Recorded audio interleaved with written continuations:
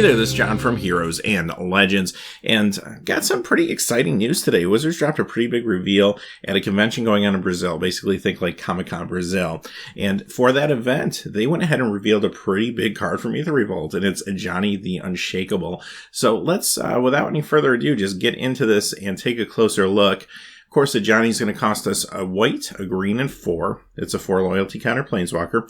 Plus 2, reveal the top 3 cards of your library. Put each non-land permanent card revealed this way into your hand, and the rest on the bottom of your library in any order. Minus 2, exile target creature. Its controller gains life equal to its power. Minus 9, put 5+1/+1 counters on each creature you control, and 5 loyalty counters on each other planeswalker you control. So, alright, let's talk about this card a little bit. Now, it costs 6, a little more expensive than some other planeswalkers. However, there's a lot of good things going on here. That plus 2 ability, very, very strong. I mean, that's strict card advantage. And yes, there's some variance attached there. I mean, you could use that ability and you could whiff. You could get a couple lands and a sorcery. That might not feel good if you're kind of backed against the wall to begin with.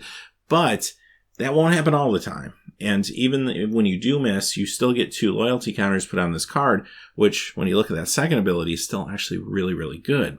Now, yes, you will miss occasionally, but you're also going to hit probably more times than not, especially if you build your deck with this in mind. So even hitting 1 card is great. Hitting 2 or 3 cards is phenomenal. Great card advantage. Now, the minus 2 ability, this is a way for Ajani to protect himself, and it also lets you deal with some hard to deal with threats with the exile effect. Yes, it could give your opponent some life, but you know what? That's just fine. You're going to be more than happy to trade life for a very imposing threat that could be on the battlefield pretty much any time. And in a pinch, you could even do it to one of your own creatures to gain life if you had to. But this really is about dealing with threats on the battlefield. And look at it this way. Even if you never use the plus 2 ability, you can put this into play, use the minus 2 twice over the course of 2 turn cycles. And as long as you can protect Ajani and get those 2 activations off, you just dealt with 2 threats on the battlefield. That alone is actually pretty decent. Maybe not worth 6 mana, but in a pinch, you could do that. As far as the ultimate goes, nothing too exciting there. To me, it feels a little more like a commander game ultimate. Not to say that it will never come into play in standard. I'm sure there will be times when it will, and it will be important in a game. But I think most of the time this feels more like something I want to pull off in a commander deck. Most of the time in standard environment or a more competitive environment, I'm probably going for that plus 2 and minus 2 ability more than anything with this card. Having said that, I do think it could see some standard play. Now, it's hard to say right now without seeing the rest of Aether Revolt to get an idea of what the meta is going to look like as that set comes out. But if there's a green-white deck out there that is looking for something really powerful at the 6-drop high end of the curve, this is it. As long as it kind of fits into the current meta at the time, this will definitely see some play, I think. I think it's a little too pricey for Modern or for some of the Eternal formats or anything like that, but I think Standard and definitely Commander or Cubes, this will be a strong card in those environments too. Quickly, before I wrap up, I also wanted to share with you a card we saw a few days ago, Quicksmith Rebel. Now, when this was originally previewed, we couldn't read all the text, and later on, another photo of the card came out, so we're able to see the rest of the text, and I did put that in the comments below in the video, but since we're talking about Ajani, I thought we'd talk about this card real quick, too.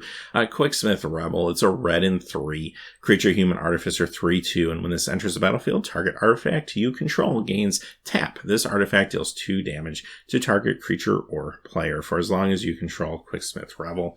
So, I mean, nothing to write home about this one. Forecasting cost. The photo you're seeing here, of course, is the launch day promo. So this will be your launch day promo. And it's a good limited card. I don't know if it's going to do much more than that, but definitely something I'd be happy to play, I think, in sealed or draft a lot of the time, actually. Just don't see it crossing over into some of the other formats. So, having said that, that's the information for today. Pretty exciting stuff. Don't know if we're going to see anything else for a while. Of course, I said that a few days ago.